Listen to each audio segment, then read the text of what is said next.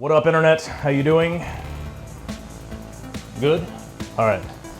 We're here today messing around with my 150-gallon aquarium for a specific reason. You can see why things are growing pretty tall in here. The reason for that, I'm propagating these plants. Typically, I would keep them cut really short, but right now we're allowing them to grow up tall so I can trim them off and propagate them into another aquarium. The plant that we're focusing on today is the Pogostemon Erectus. Fairly newish in my area of the world. It's pretty difficult to kind of find this specific plant. The plant right behind it is Pogostemon stellatus octopus. Stellatus. You can see how different they are. They're very different, even though they're in the same family. Pogostemon Erectus comes from India, so obviously it's coming from the other side of the planet. I'm over here in Western Washington, in the United States of America.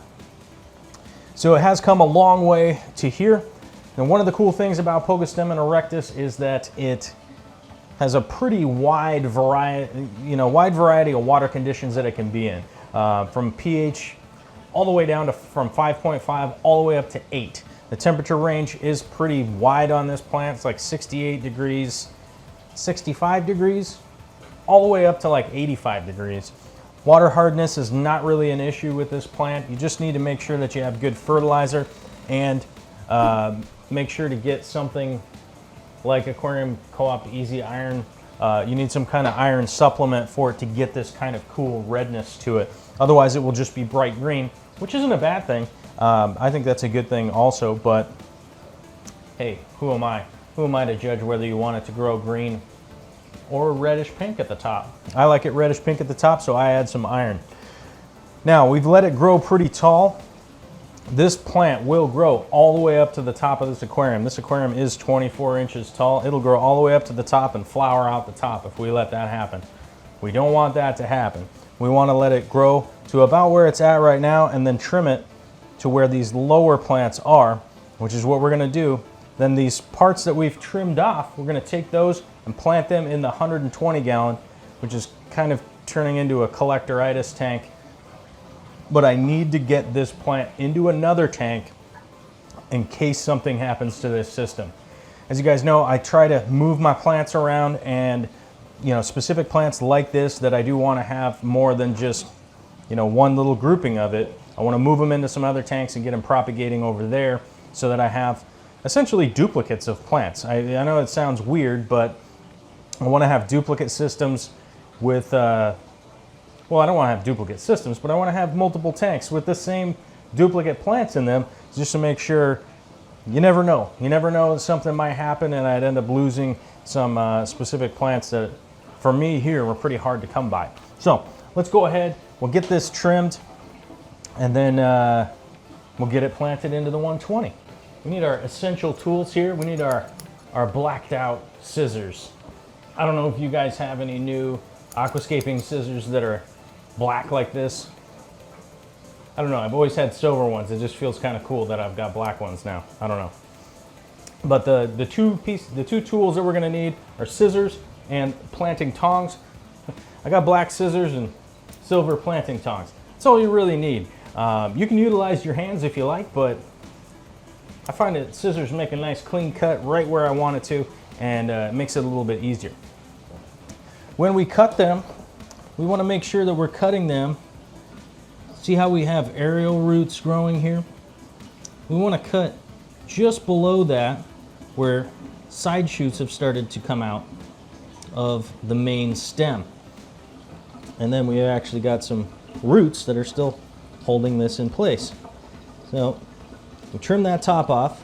Now we've got two really viable little cutoffs here. I think we're going to get like 5 or 6 out of this, I think. I'm going to trim it right down there. Same thing with this one.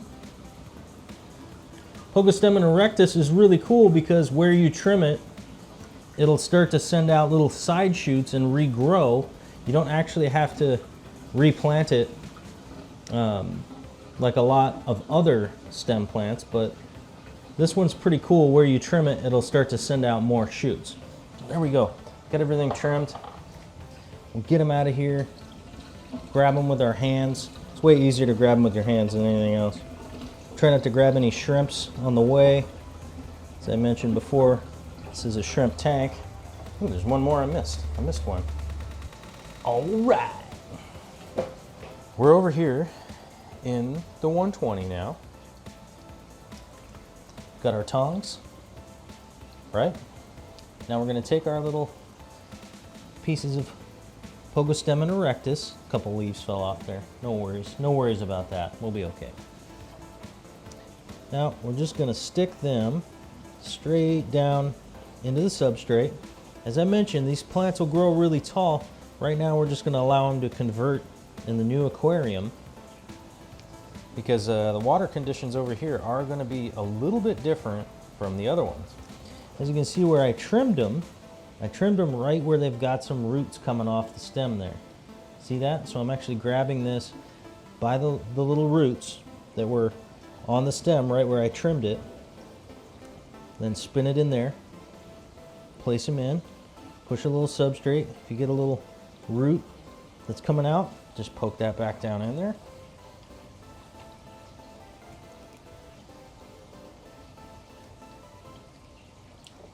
This little bugger right here's got a bunch of little jammers on there.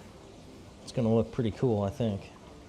It's going to look pretty cool and a very interesting plant because of its little spiky. It's got this little spikiness to it that I think is pretty cool. I don't know. Maybe you guys let me know if you think it's pretty cool. I think it's a really cool plant.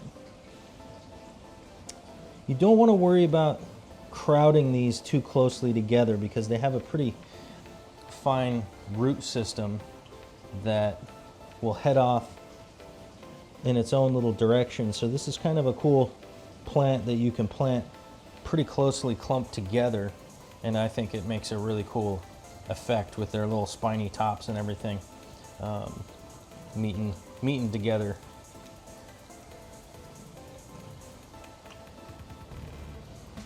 Get this little guy, and then we're gonna have one that goes right in the front. You'll notice that I sort of planted them in kind of a triangular shape with an individual one coming right here in the front, which is sort of just an aesthetic thing more than anything. So I want to have more at the back and then come down to individuals down in the front. I just think overall, when aquascaping with plants, it just really gives for a lot better effect, realistically, just for the viewer when you're watching. So when I trim these, I can actually trim the front ones a little bit shorter and let the back ones grow up probably about this high. I won't let them go much higher than that in this aquarium because the pinnatifida and the rock work and everything is all fairly low. You can see it's only as tall as these tongs, so it's only going up about halfway. I think Pogostemon Erectus is a fantastic plant to add to any aquarium, and I think it's really worthwhile. Fairly easy plant. This is, if you got a healthy aquarium, if you got good water, just decent water, you'll be fine, and this will work out pretty well. Doesn't necessarily need CO2, but why not? Why not get a CO2 system? I think it's just worth it. You know, maybe if you have 10 tanks and it's too much for you to try and do CO2 on all those tanks, I don't know, the way I see it, I sold off a bunch of my equipment so that I could run more individual tanks like this and get more detailed work on them. So maybe that's something for you, maybe it's not. I don't know. Hopefully you're all having a great day out there, and I'll holla at you later.